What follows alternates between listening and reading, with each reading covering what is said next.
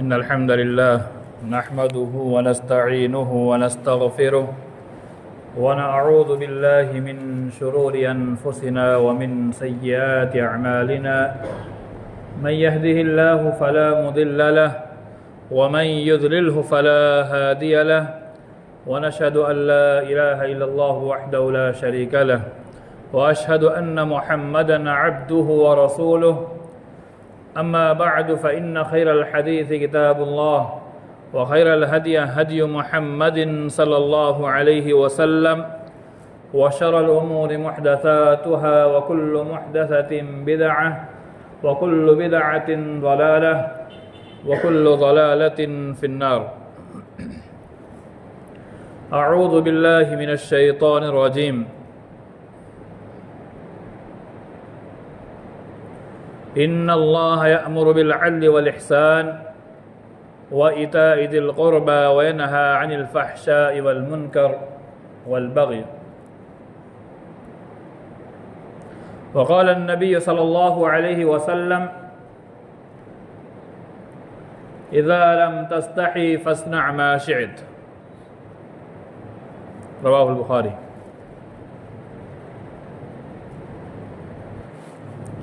मुहतरम व मुकर्रम जमाअत के बुज़ुर्गान, नौजवान दोस्तों, पर्दा नशीन ख़वातीन, अल्लाह रब्बुल आलमीन का बेपाया एहसान व करम है जिसकी तौफ़ीक़ से हम और आप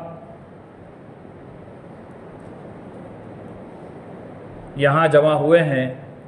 अल्लाह रब्बुल आलमीन हमारे जमा होने कबूल फ़रमाए। और ये जमा होना अल्लाह की तौफ़ीक़ ही से होता है। बाकी ये भागती दौड़ती दुनिया में इंसान अपने काम काज में मसरूफ़ है, मशगूल है, कारोबार को लेकर के, अपने जॉब को लेकर के इंसान लगा हुआ है। ये अल्लाह की तौफ़ीक़ से और उसके हुक्म की तामील करने के लिए इंसान जुमा के दिन 1 घंटा अपना सारा काम छोड़ छाड़ करके अल्लाह के लिए वक्त निकालता है। ये अल्लाह की तौफ़ीक़ से ही मुमकिन होता है, बाकी हमारी और आपकी कोई ताकत नहीं है। अल्लाह ताला हमें इस्तिक़ामत अता फ़रमाए और इस पर हमेशगी अता फ़रमाए। मोहतरम सामईन, आज के इस खुतबा जुमा का जो टॉपिक आपके सामने पेश करना है, बेहयाई को हम कैसे ख़त्म कर सकते हैं। बेहयाई किसे कहा जाता है और इस टॉपिक को आज मैंने क्यों चुना है, हम और आप इस चीज़ से बखूबी वाकिफ़ है कि 14 फरवरी के दिन आलमी पैमाने पर कौन सा दिन मनाया जाता है और उस दिन की क्या हकीकत है, उसे बनाने का मकसद क्या है, वो सारी चीज़ डिटेल में नहीं जाएंगे। लेकिन ये 14 फरवरी का दिन आलमी पैमाने पर उसके अंदर फहश काम होते हैं, बेहयाई आम होती है और औरतों की इज्जत नीलाम होती है। इंसान अपनी शर्म व हया को खो करके बेहयाई के अंदर गिर जाता है और सिर्फ गैर नहीं, मुसलमान भी इसमें अच्छे खासे घराने के लोग भी इसके अंदर शामिल होते नज़र आते हैं। इसकी बुनियादी वजह यह है कि हम बेहयाई से बेखबर हैं, हमें बेहयाई के ताल्लुक़ से जानकारी नहीं है और हम ये नहीं जानते बेहयाई क्या चीज़ है। बेहयाई जिसे अल्लाह रब्बुल आलमीन ने कुरान मजीद के अंदर फहश से इसकी ताबीर की है। जहाँ कहीं अल्लाह रब्बुल आलमीन ने फहश का इस्तेमाल किया है उसका माना बेहयाई होता है। कुरान मजीद में अल्लाह रब्बुल आलमीन ने इरशाद फरमाया, इन्नल्लाह यअमुरु बिल अदलि वल इहसान व इताइ दिल क़ुरबा, कि अल्लाह रब्बुल आलमीन 3 चीज़ों का हुक्म देता है। अदल करने का हुक्म देता है, एहसान का हुक्म देता है और क़राबतदारों को उनके अंदर खर्च करने का हुक्म देता है। वनहा अनिल फहशाइ वल मुनकर वल बग़य, और 3 चीज़ों से रोकता है। सबसे पहली चीज़ फहश काम से रोकता है, मुनकर काम से रोकता है, और जुल्म और ज़्यादती से रोकता है। ये 3 चीज़ जिसे अल्लाह रब्बुल आलमीन रोकता है, उनमें से एक है बेहयाई। अल्लाह रब्बुल आलमीन ने साफ अल्फाज में कह दिया कि तुम बेहयाई से रुक जाओ, बेहयाई छोड़ दो। और जहां अल्लाह रब्बुल आलमीन जिस काम को करने से रोक दे, वो चीज हराम हो जाती है। उलमा लिखते हैं अल अम्र यक्तज़िल वुजूब वन नही यक्तज़िल तहरीम। जहां कहीं भी शरीयत के अंदर हुक्म होता है, वो सारे हुक्म वाजिब होते हैं, और जिन कामों से शरीयत रोक दे, जहां पर न करने का हुक्म आ जाए, वो सारी की सारी चीजें बिला अल्फाज के हराम हो जाती है। इल्ला बिल क़राइन, मगर कोई ऐसा सबब पाया जाए, ऐसी कोई दलील पाई जाए, ऐसा कोई करीना आ जाए जो उस हराम को उस दलील के जरिए से रोका जाता हो। लेकिन जहां अल्लाह रब्बुल आलमीन ने साफ अल्फाज में कह दिया कि तुम्हें फहश काम से रुक जाना है, अब फहश काम, बेहयाई के काम सारे के सारे अल्लाह रब्बुल आलमीन ने हम पर हराम करार दिए हैं। और हराम की तारीफ ये की जाती है जिसके करने पर गुनाह और उसके छोड़ने पर सवाब मिलता है। यानी अल्लाह रब्बुल आलमीन ने जब बेहयाई से रोक दिया और बेहयाई के काम करने से मना कर दिया और यह कह दिया कि बेहयाई से रुक जाओ, गोया कि बेहयाई के अंदर मुलव्विस होना यह हराम काम में मुलव्विस होना है, और जो हराम काम में मुलव्विस होता है वो गुनहगार होता है। अल्लाह ताला ने उसकी जो सजा मुतय्यन की हुई है, वो सजा उसे मिल के रहती है। तो बेहयाई जिसे अल्लाह ताला साफ अल्फाज में रोकता है, अल्लाह के नबी सल्लल्लाहु अलैहि वसल्लम ने फरमाया इज़ा लम तस्तही फस्ना' मा शि'त। ये अल्लाह के नबी सल्लल्लाहु अलैहि वसल्लम के जवामिउल कलिमात में से हैं। यानी अल्लाह के नबी सल्लल्लाहु अलैहि वसल्लम अपनी जुबान से बेहतरीन जुमले निकाला करते थे। उन्हीं कलिमात में से कलमा यह है इज़ा लम तस्तही फस्ना' मा शि'त। जब इंसान बेहया हो जाता है, उसके अंदर से शर्म खत्म हो जाती है, तो इंसान जो चाहता है कर गुजरता है।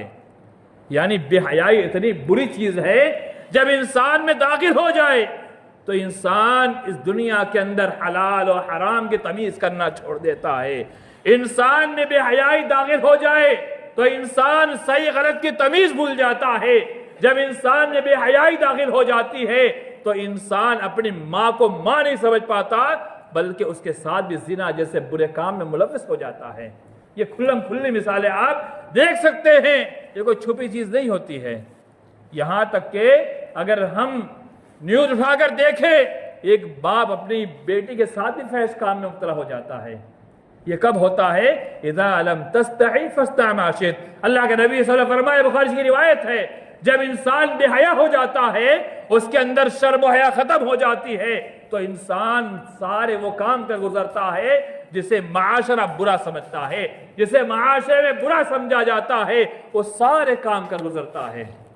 मेरे मान वाले भाइयों, आज हम और आप एक लफ्ज कसरत से कहते हैं, माशरा बिगड़ता जा रहा है, माशरा बिगड़ता जा रहा है।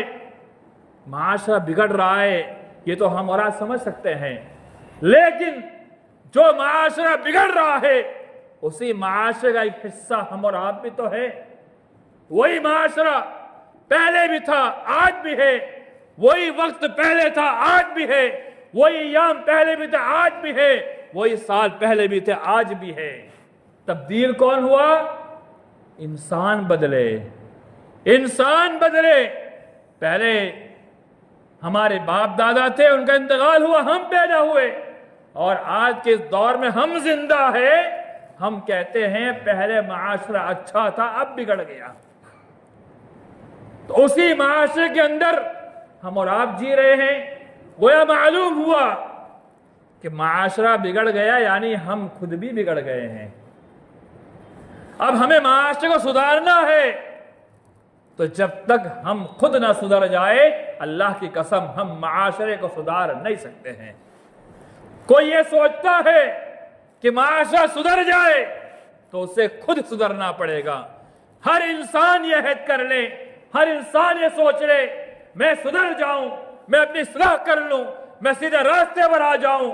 अल्लाह की कसम ये माशरे से बुराई और फैश काम, बेहयाई, बेशर्मी सब चीज खत्म हो जाएगी। लेकिन शर्त यह है कि हमें सबसे पहले अपने आप को सुधारना होगा, हमें सबसे पहले अपनी इस्लाह करनी होगी। आइए मैं आपके सामने एक मुख्तसर वाकया पेश करूं। नदाए हक जो राजस्थान से निकलता था, हिंदी वाला, गुजराती वाला हमारे यहाँ का नहीं, हिंदी वाला, उसमें एक बहुत बेहतरीन वाकया लिखा हुआ था। एक बूढ़ा इंसान बुजुर्ग हो चुका है, अब उसको एक ख्याल आता है कि मैं माशरे को सुधारूं। अब उसके अंदर वो ताकत बाकी नहीं है, वो कुव्वत बाकी नहीं है कि वो माशरे को सुधारे। तो वो कहता है काश कि जवानी के अय्याम में सबसे पहले मैं अपनी जात की इस्लाह करता, अपनी जात की इस्लाह करने के बाद अपने घर की इस्लाह करता, मैं और मेरा पूरा घर मिलकर के हम अपने मोहल्ले की इस्लाह करते, हम पूरा मोहल्ला मिलकर के पूरे शहर की इस्लाह करते, पूरा शहर मिलकर के हम एक स्टेट की इस्लाह करते, पूरा स्टेट मिलकर के हम पूरे मुल्क की इस्लाह करते, हम पूरा मुल्क मिलकर के हम पूरे दुनिया की इस्लाह करते। तो मैं मुख्तसर आपके सामने खाका पेश किया। बुजुर्ग कहना चाहता है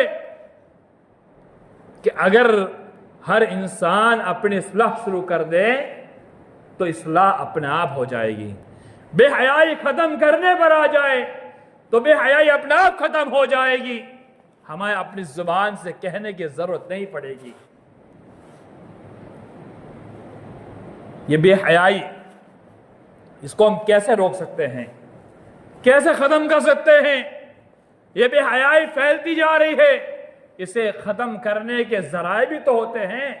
जब कोई बीमारी इस दुनिया में आती है तो अल्लाह रब्बुल आलमीन हर इंसान के अंदर कुछ लोग ऐसे होते हैं जिन्हें वो सलाहियत देता है कि वो लोग उस बीमारी के इलाज को तलाश करते हैं, जिसे हम और आप साइंटिस्ट या डॉक्टर कहते हैं। तो कोई बीमारी आती है, उस बीमारी को तोड़ने के लिए, उस बीमारी को खत्म करने के लिए उसके लिए इलाज बनाए जाते हैं, इलाज तजवीज किए जाते हैं। तो बेहयाई को खत्म करने के लिए शरीयत के बताए कुछ नुस्खे हमें अपनाने चाहिए। कुरान में अल्लाह ने फरमाया इन्नस्सलात तन्हा अनिल फहशाई वल मुनकर, बेशक नमाज बेहयाई से रोकती है। नमाज एक ऐसी चीज है जो अल्लाह कहता है बेहयाई से रोकती है, मुनकर काम से रोकती है, गुनाह के काम से रोकती है। नमाज कब बेहयाई से रोकेगी? जब मोमिन नमाज को खुशो खुद साथ पढ़ेगा। क़द अफ़लहल मुमिनून अल्लज़ीना हुम फ़ी सलातिहिम ख़ाशिऊन। अल्लाह ने कहा मोमिन कामयाब हो गया। कौन मोमिन? जो मोमिन नमाज को खुशू के साथ पढ़ता है, उस नमाज को पाबंदी के साथ पढ़ता है, निफाक को खत्म करके पढ़ता है, निफाक को दूर हटाकर पढ़ता है। निफाक को दूर हटा के पढ़ना यानी नमाज में सुस्ती नहीं करता, नमाज को तर्क नहीं करता, बल्कि नमाज को पाबंदी के साथ पढ़ता है।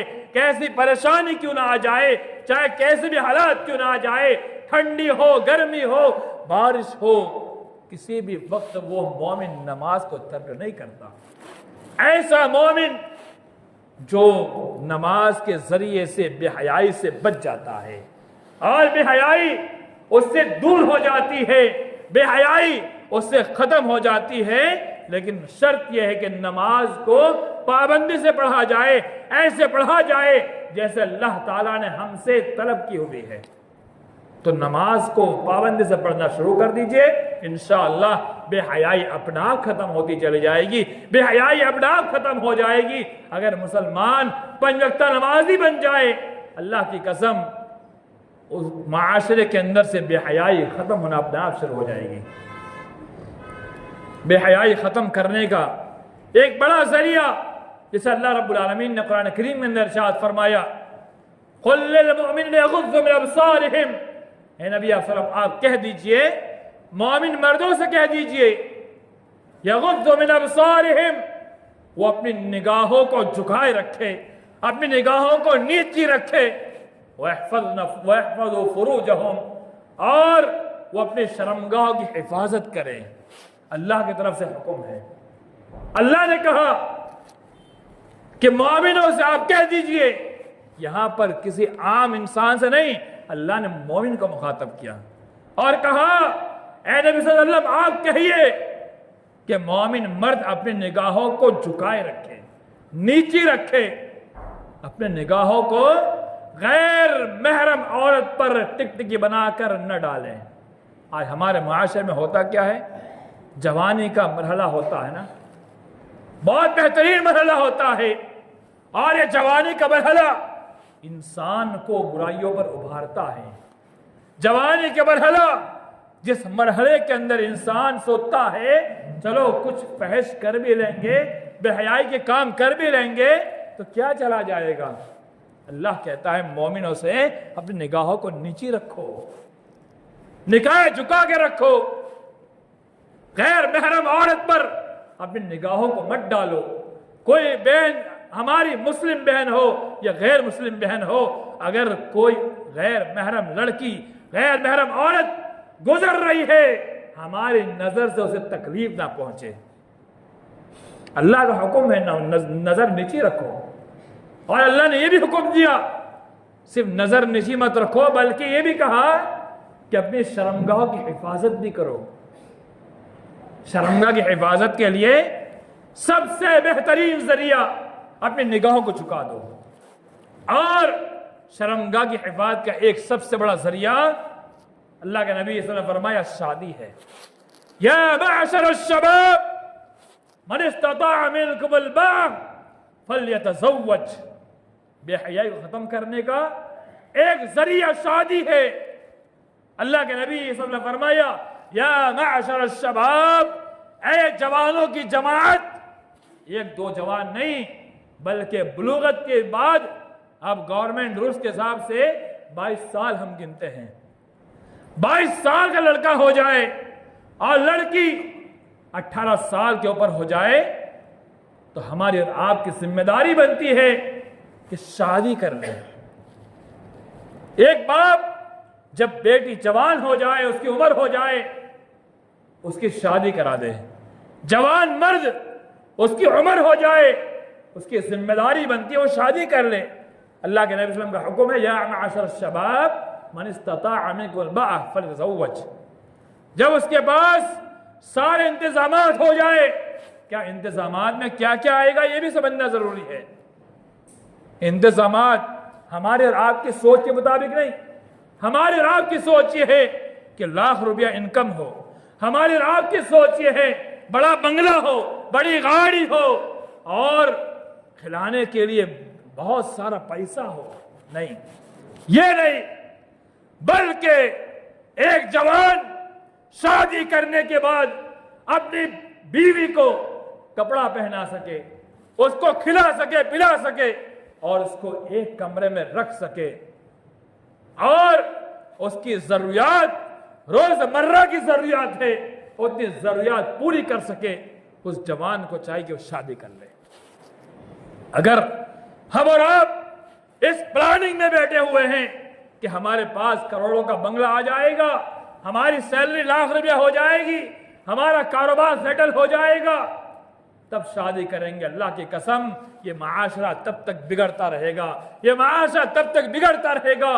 क्योंकि आजकल हर जवान बच्चे के हाथ में मोबाइल है, हर जवान बच्चे के हाथ में मोबाइल है और बच्चों के बिगड़ने का सबसे बड़ा जरिया मोबाइल है। हम और आप बच्चों को मोबाइल दे देते हैं, बच्चे वो चीजें देखते हैं हम सोच भी नहीं सकते, हम समझ भी नहीं सकते और हमारा गुमान वहां तक जा भी नहीं सकता। हमारे बच्चे वो सारी चीजें देखते हैं। आज देखिए हमारे जवान जवान लड़के आज सुसाइड कर रहे हैं। इस सुसाइड की बुनियादी वजह क्या है? ये मोबाइल है। आज हमारे बच्चे बच्चियां बिगड़ती जा रही है। ये उसकी वजह क्या है? इसकी बुनियादी वजह मोबाइल है। इस मोबाइल के जमाने में जब लड़का जवान हो जाए, लड़की जवान हो जाए, उसकी शादी में जर्रा बराबर ताखिर ना किया जाए। या मअशर शबाब मन इस्तताअ मिनकुम अल-बाअ फल्यतज़व्वज, हुक्म है फल्यतज़व्वज। ए जमात, नौजवानों की जमात, जब तुम्हारे पास अपनी बीवी को पालने की ताकत आ जाए, फल्यतज़व्वज, चाहिए कि वो शादी कर ले। हुक्म अभी मैंने पहले बयान किया, अल अम्र यक़्तज़िल वुजूब, अम्र जो है वजूब का तकाजा करता है। उलमा लिखते हैं अगर लड़का बिगड़ने की कगार पर है और वो जवान बच्चा अपनी शहवत पर कंट्रोल नहीं कर पा रहा है, अल्लाह की कसम उस पर शादी वाजिब हो जाती है, उस पर शादी वाजिब हो जाती है। ये मैं नहीं कहता, उलमा ने इसकी शरह बयान की हुई है। अगर माँ बाप उसके शादी के रास्ते में आड़ बन रहे हैं तो वो माँ बाप को चाहिए वो अपनी इस्लाह कर ले, अपनी सोच को बदल ले, और ये ना सोचे कि बेटे की शादी में लाख रुपया खर्च करूंगा तब शादी होगी। मेरे मान वाले भाइयों, शादी को महंगा हमने बनाया है, शादी बजाते खुद महंगी नहीं है, नहीं है। शरीयत के मुताबिक शादी देखा जाए आप 2000 में भी कर सकते हैं, और अगर करने पर आए तो 2 करोड़ भी कम है। हम और आप इसका मुशाहिदा कर सकते हैं। तो अल्लाह के नबी ने फरमाया कि जब लड़का जवान हो जाए तो वो शादी कर ले। और आगे अल्लाह ने फरमाया कि शादी उसकी निगाहों की हिफाजत करती है और उसकी शर्मगाह की हिफाजत करती है। 2 चीजें आई, शादी के जरिए से इंसान की निगाह झुक जाती है और उसके बाद शर्मगाह की हिफाजत होती है। अल्लाह के नबी ने फरमाया कि इंसान जब 2 चीजों की जमानत देता है, अल्लाह के नबी ने फरमाया मैं जन्नत की जमानत देता हूं। मैं यज़मनु ली मा बैन लिह्यतिही व मा बैन रिजलैही अज़मनु लहुल जन्नह। जब जो शख्स 2 चीजों की जमानत देता है, एक जुबान की और एक शर्मगाह की, अल्लाह के नबी सल्लल्लाहु अलैहि वसल्लम ने फरमाया जिसने शर्मगाह की हिफाजत कर ली, अल्लाह की कसम, अल्लाह के नबी ने फरमाया कि वो जन्नत की जमानत उसके लिए है। तो अल्लाह रब्बुल आलमीन ने 2 जो हुक्म दिया, एक तो निगाह को निजी रखे और शर्मगाह की हिफाजत करे। जब इस हुक्म को मुसलमान मान लेंगे, मोमिन मान लेंगे, तो अपने आप फैश काम और बेहयाई का खात्मा शुरू हो जाएगा। इसी पर बस नहीं, अल्लाह के नबी ने फरमाया वक़ुल लिल मुमिनाति यग़ज़ुज़्न मिन अबसारिहिन्ना व यहफ़ज़्न फ़ुरूजहुन्ना। ए नबी सल्लल्लाहु अलैहि वसल्लम आप कह दीजिए, मोमिना औरतों से कह दीजिए यग़ज़ुज़्न मिन अबसारिहिन्ना, कि औरतें भी अपनी निगाहों को नीचे रखे। ऐसा नहीं कोई जवान लड़का नजर आ गया और अपनी निगाहों को ऊंची कर ले, नहीं, मर्द को भी हुक्म दिया गया अपनी निगाह नीचे रखे और औरतों से भी हुक्म दिया अपनी निगाह को नीचे रखे, और उनको भी खास हुक्म दिया गया वयहफ़ज़्न फ़ुरूजहुन्ना, वो भी अपने शर्मगाहों की हिफाजत करे। ये अल्लाह की तरफ से हुक्म है। इस हुक्म को मानना हर मुसलमान पर जरूरी है, और यह कुरान की आयत भी है। अगर कोई इसको नहीं मानता है तो मेरे ईमान वाले भाइयों, अल्लाह की कसम, वो कुरान की इस आयत का इनकार करता है। और जो कुरान की आयत का इनकार करता है, अल्लाह की कसम, उसके ईमान में शक है, उसके मुसलमान होने में शक है। अगरचे वो अपने आप को मुसलमान कहता हो, अपने आप को मोमिन कहता हो, अगरचे वो अपने आप को अल्लाह के नबी सल्लल्लाहु अलैहि वसल्लम का उम्मती कहता हो, लेकिन जिसने कुरान के हुक्म को नहीं माना, कुरान की आयत का इनकार कर दिया, अल्लाह की कसम एक आयत का, एक हुक्म का भी इनकार करता है, उलमा लिखते हैं वो इस्लाम में बाकी नहीं रहता है। बेहयाई को ख़त्म करने का जरिया निगाहों को नीचे रखा जाए और शर्मगाह की हिफाजत की जाए, ये कुरान का हुक्म है। आइए एक और चीज़ हम समझते हैं, बेहयाई को ख़त्म खाने के लिए अल्लाह रब्बुल आलमीन ने हुक्म दिया, या अय्युहन नबिय्यु कुल लिअज़वाजिका व बनातिका व निसाइल मुमिनीन युदनीना अलैहिन्ना मिन जलाबिबिहिन्ना ज़ालिका अदना अन युअरफ़ना फला युज़ीन। ए नबी सल्लल्लाहु अलैहि वसल्लम, कुल आप कह दीजिए, लिअज़वाजिका अपनी बीवियों से कह दीजिए, अपनी औरतों से कह दीजिए, हमारी उम्महात, अल्लाह के वसल्लम की अज़वाज हमारी माए, उनसे कह दीजिए। व बनातिका आपकी बेटियों से भी कह दीजिए। व निसाइल मुमिनीन तमाम के तमाम मोमिनों की औरतों से कह दीजिए। क्या यह हुक्म से सहाबियात के लिए था? नहीं, क़यामत तक आने वाली तमाम मोमिना औरतों से हुक्म दिया गया है। मेरी माए बहनें भी सुन रही है, जो नहीं आ पाई है उन तक पैगाम को पहुंचाया जाए, और जो औरतें नहीं आ सकती है उन औरतों को तक पैगाम पहुंचाया जाए कि बेहयाई के खात्मे का सबसे अहम जरिया।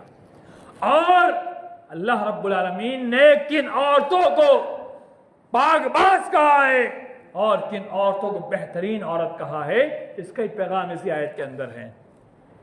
इस आयत के अंदर सबसे पहले अल्लाह रब्बुल आलमीन ने औरतों को हुक्म दिया, युदनीना अलैहिन्ना मिन जलाबिबिहिन्ना, कि औरत अपने ऊपर चादर को लटका ले, यानी औरत अपने आप को छुपा ले, औरत अपने आप को पर्दे के अंदर कर ले, गैर महरम मर्दों से दूर कर ले, गैर महरम औरत गैर महरम मर्दों से दूर हो जाए।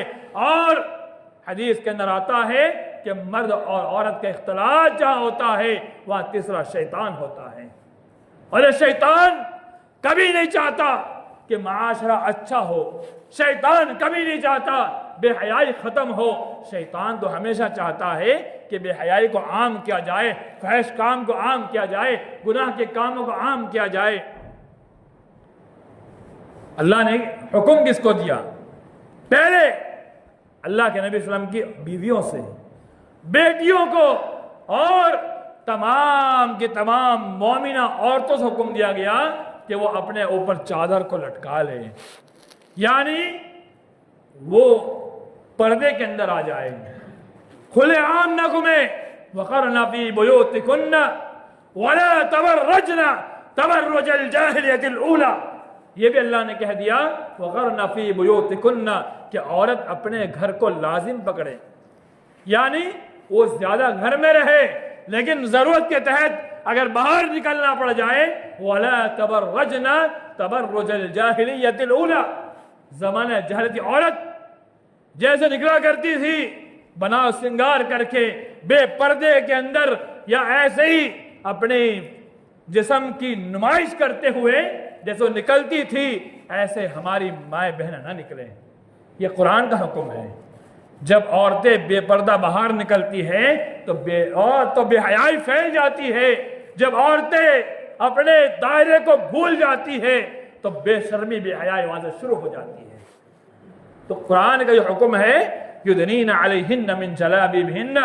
आगे अल्लाह ने फरमाया ज़ालिका अदना अन युअरफ़ना, जो औरत पर्दे की हालत में निकलती है, अल्लाह ने कहा वो पहचान ली जाती, ये पाकबाज खातून है, ये नेक खातून है, ये अच्छी खातून है, ये ऐसी खातून है जिसको तकलीफ नहीं पहुंचाई जाती। आप देखिए आज माशरे की हालत को देखिए।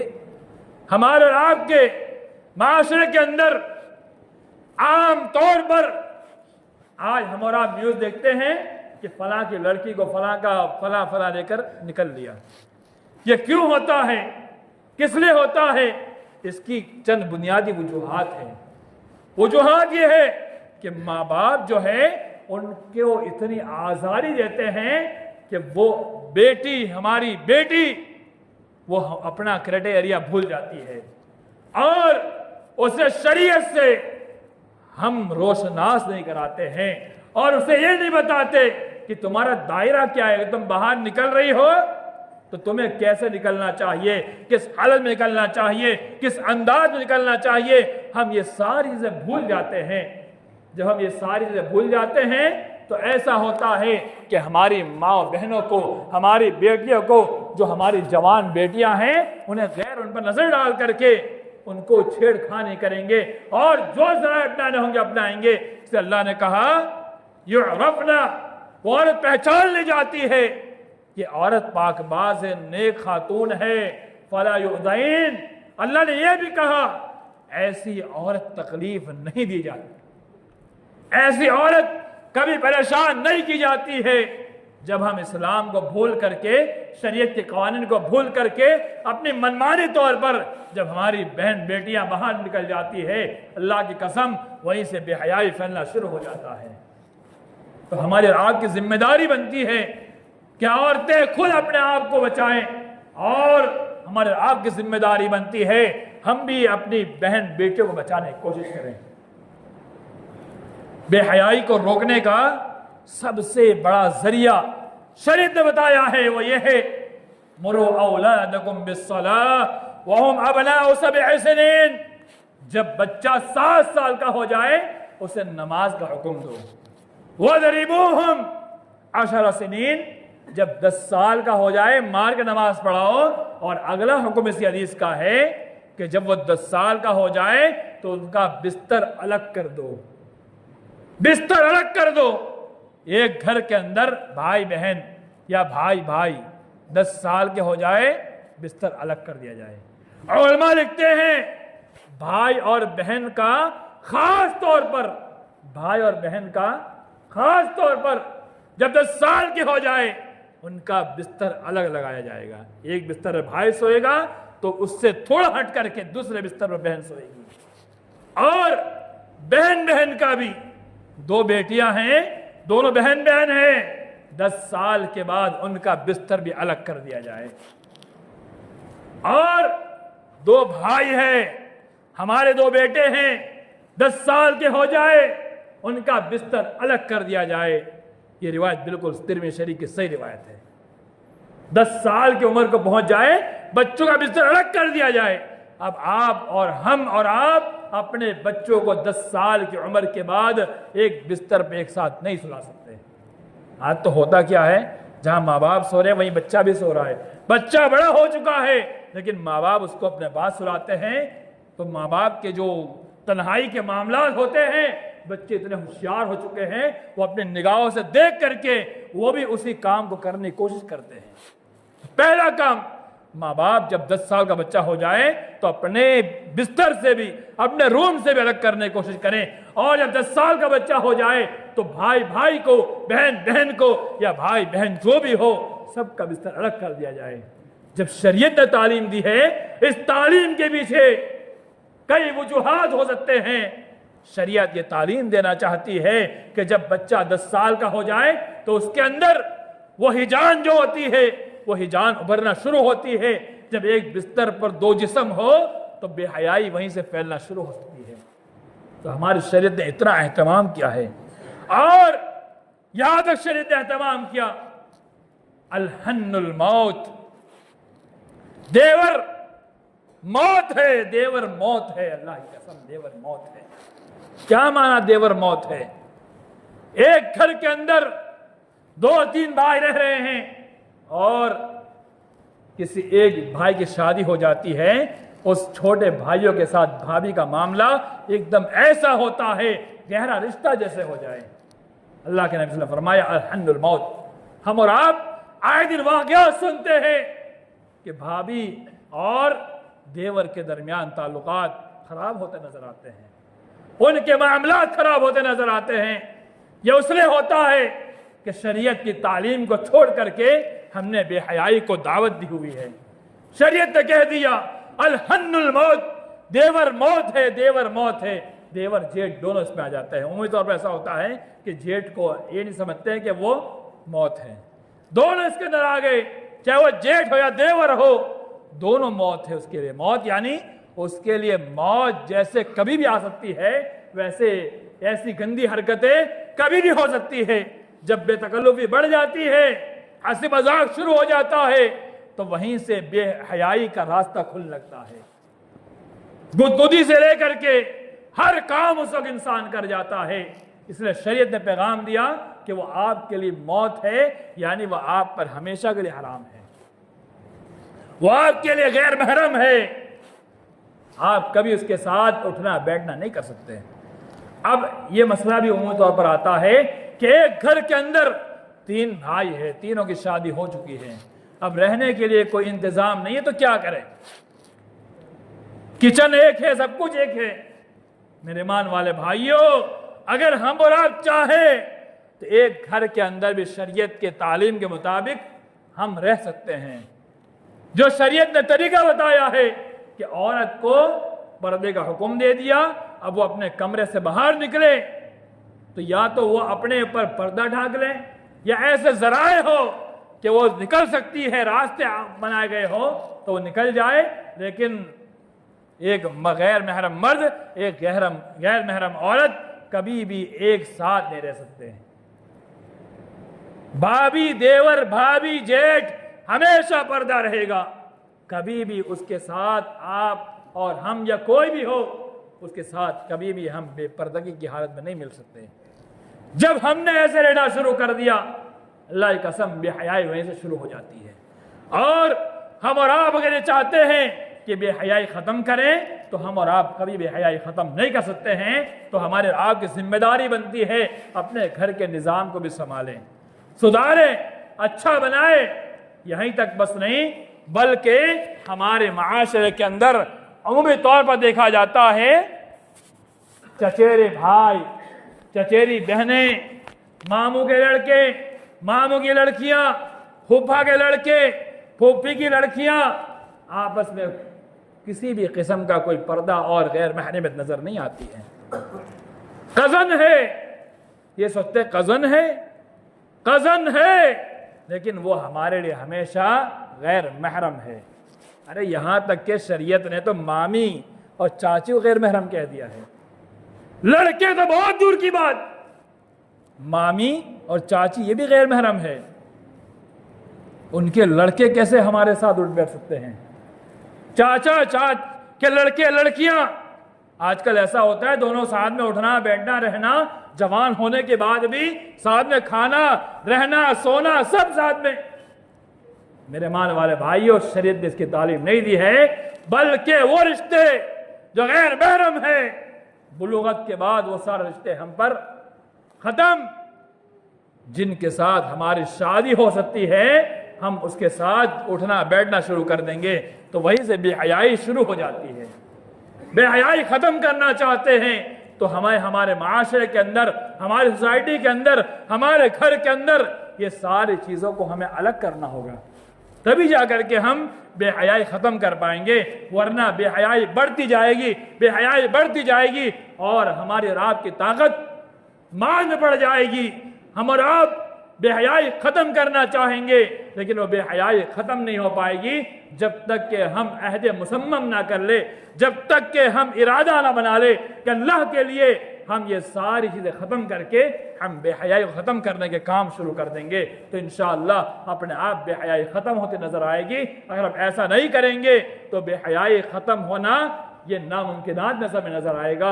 अल्लाह ताला हम तमाम मुसलमानों को उन कामों से बचने की तौफीक अता फरमाए जो काम बेहयाई तरफ ले जाने वाले हैं, उन तमाम काम से बचने की तौफीक अता फरमाए जो काम हमें बेहयाई के रास्ते में ले जाने वाले हैं।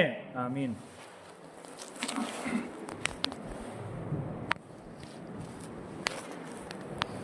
अल्हम्दुलिल्लाह वहदा वस्सलातु वस्सलामु अला मन ला नबिय्य बअद, अम्मा बाद।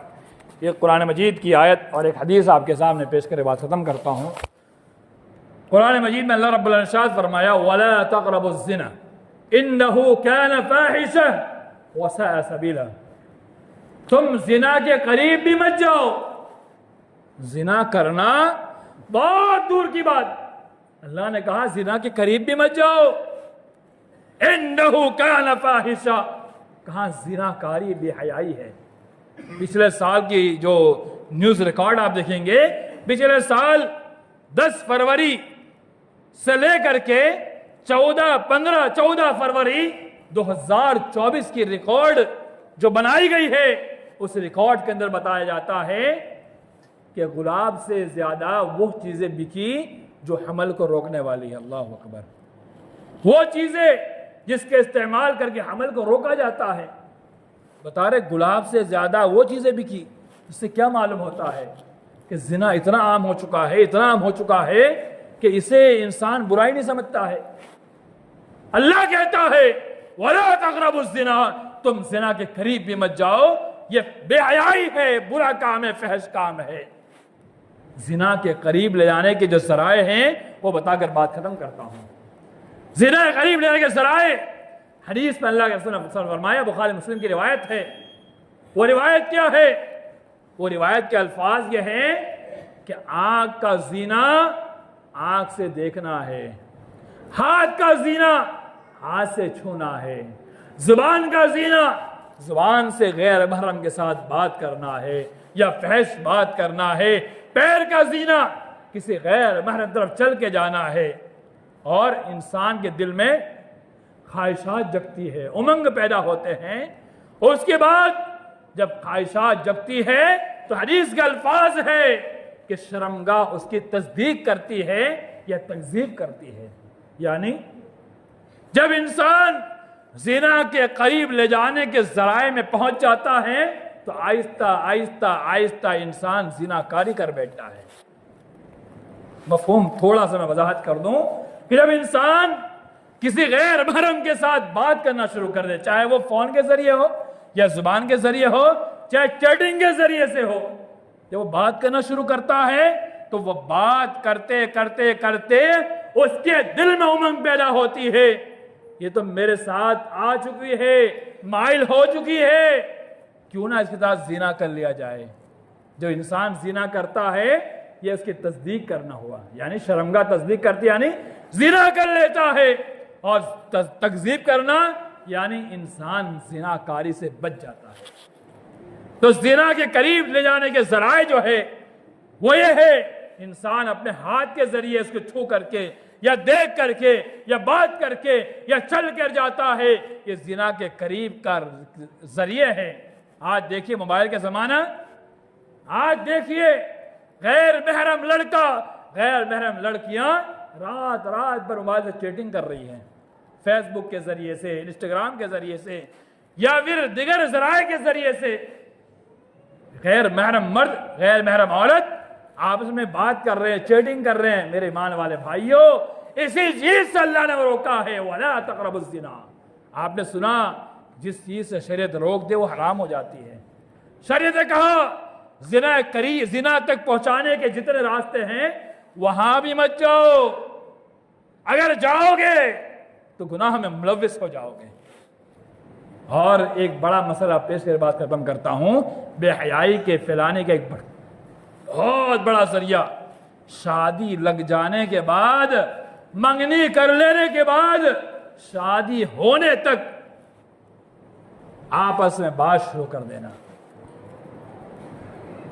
हमारे उस्ताद जामिया सल्फिया के शेख अली हुसैन साहब जो दारुल इफ्ता के सदर थे, इंतकाल हो गया, अल्लाह गरी की रहमत करे। शेख असलम साहब जो आपके पास खिताब करते हैं उनके भी उस्ताद हैं, इंतकाल हो गए। बुखारी के दर्स के अंदर उनसे एक सवाल पूछा जाता है कि शेख अगर कोई लड़का या लड़की की शादी लग जाए, उसके बाद अगर वो बात करना चाहे बगैर निकाह के, क्या ऐसा करना मुमकिन है? उन्होंने चंद बातें बताई, वो बात बताकर मैं बात खत्म करता हूं। उन्होंने कहा क्या पता कि वो शादी में यानी उसका निकाह हो जाए, शादी लग चुकी है, क्या पता उसका निकाह हो सकता है या नहीं हो सकता। आप देखिए निकाह से पहले जितने लोग बात करते हैं उनमें 98% शादी टूट जाती है। आप खुद मुआयना कर लीजिए, 98% शादी टूट जाती है, वो सक्सेस नहीं होती है। क्या पता उसकी शादी हो या ना हो। दूसरी चीज उन्होंने कहा निकाह से पहले वो लड़का और लड़की गैर महरम है, जो हुक्म गैर महरम का है वही हुक्म इनके साथ भी लागू होगा। यानी निकाह से पहले बिल्कुल बात नहीं कर सकते। आज हमारे अच्छे खासे घराने के लड़के लड़कियां आज आजादी के साथ शादी लग गई, मोबाइल पकड़ा दिया, नंबर का तबादला हो गया और बातचीत शुरू कर देते हैं। ये हराम है, नाजायज है, जायज बिल्कुल नहीं हो सकता और बेहयाई यहीं से फैलना शुरू हो जाती है। तो मेरे ईमान वाले भाइयों, शादी लगने के बाद भी हम अपनी मनकूहा से, जिसके साथ निकाह होने वाला है, उससे बात नहीं कर सकते हैं। यहां तक के शादी लगते ही आप निकाह करा दीजिए, रात दिन जितनी बात करना हो करें, लेकिन जरूरी है कि शादी की तारीख फिक्स कर लें, आज बात हो जाए, रिश्ता लग जाए, आज ही निकाह कर दे। निकाह कर दे, निकाह करने में क्या जा, रुखसती बाद में दे, अलग बात है। निकाह कर ले, लड़के लड़की खूब बात करेंगे। लेकिन कहा क्या जाता है, हम बात इसलिए करते हैं ताकि मिजाज को परखे। मेरे मान वाले भाइयों, निकाह तक कभी भी आप किसी का मिजाज नहीं परख सकते। निकाह तक कोई लड़का किसी लड़की का मिजाज नहीं परख सकता। क्यों? वो आपसे निकाह से पहले कुछ और अंदाज अपनाएंगे और निकाह के बाद अंदाज पूरा बदल जाता है। यह आपकी नसीहत के लिए, आपको समझाने के लिए, बताने के लिए, मिजाज कभी भी नहीं परखा जाता है। मिजाज तब परखा जाता है जब दोनों आपस में मिल जाते हैं। इससे शरीयत ने एक बात कही कि किसी के बारे में फैसला आप तभी कर सकते हैं जब आपने उसके साथ 3 चीजें कर ली हो। पहली चीज, आपने उसके साथ सफर किया हो। गैर महरम मर्द गैर महरम और सफर कैसे साथ में कर सकते हैं? या फिर आपने उसके साथ रात गुजारी हो। एक गैर महरम लड़का शादी लगने के बाद गैर महरम लड़की जिससे शादी लगी है, कैसे मुमकिन है कि हमारा माँ बाप रात गुजारने दे? कभी नहीं हो सकता। या फिर उसके साथ उसने कुछ मामलात किए हो, लेन देन किया हो, ताल्लुकात कुछ और किस्म के हो। तो ये 3 चीज अगर हो जाए तो ही इंसान किसी के बारे में फैसला कर सकता है ये अच्छा या बुरा है। सिर्फ बात करने से, चैटिंग करने से तो दोस्त दोस्त को नहीं पहचान पाता है। जब तक कोई दोस्त किसी दूसरे दोस्त से मामला ना कर ले। आप देखिए, आपके दोस्त है, आप जब तक उससे पैसे का लेन देन नहीं करते हैं, हम नहीं पहचान पाते हैं।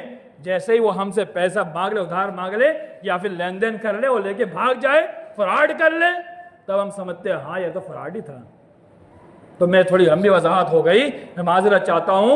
यानी बेहयाई के फैलने के जितने जराए हैं, उन सारे के सारे जराए को हमें बंद करना होगा। मोबाइल से बात करना हो या चैटिंग का जरिया हो या कोई भी तरीका हो। आज फैश फिल्में जो हमारे नौजवान लड़के लड़कियां अपने मोबाइल में देखती या फिर उसको फॉलो करने की कोशिश करती है, वो सारी चीज़ों से अपनी हमारे नौजवान बहन और नौजवान बहनों को रोकने की कोशिश करना चाहिए। उन्हें तालीम देनी चाहिए, दीन इस्लाम सिखाना चाहिए, दीन इस्लाम क्या है उसे बताना चाहिए, दीन इस्लाम का क्राइटेरिया क्या है वो बताना चाहिए, दीन इस्लाम की हदूद क्या है बताना चाहिए और दीन इस्लाम क्या तालीम देता है बताना चाहिए। और ख़ास तौर पर ये ऐसे दिन जो 14 फरवरी को बनाया जाता है, ऐसे दिनों में हमारी बहनें किसी को विश करने से बचे, हमारे नौजवान भाई किसी गैर महरम लड़की को विश करने से बचे। ये सब के सब जिना से शुरुआत होती है।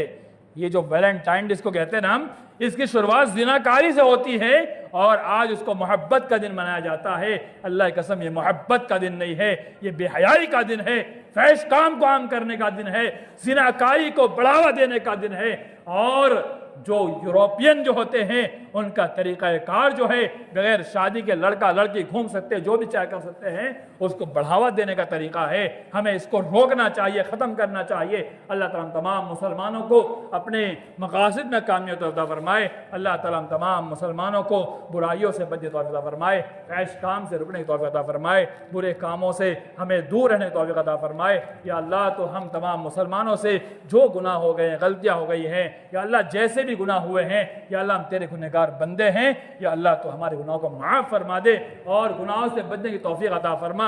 या अल्लाह हम है तो तेरे ही बंदे, या अल्लाह हम तेरे सामने ही झुकेंगे, तेरे सामने ही हम अर्ज करेंगे। या अल्लाह जैसे भी गुनाह पिछले मुस्तक़बिल में जो भी हो गए, या अल्लाह तो माफ़ फरमा दे। इबादल्लाह रहमनी रहमकुमुल्लाह, इन्नल्लाह यअमुरु बिल अद्ल वल इहसान व ईताइ दिल क़ुरबा व यनहा अनिल फ़हशाइ वल मुनकर वल बग़य यዒदुकुम लअल्लकुम तज़क्करून उज़्कुरुल्लाह यज़्कुरुकुम वयस्तजिब लकुम व ला ज़िक्रुल्लाहि तआला अज़्ज़ व अजल्ल हुवल अकबर।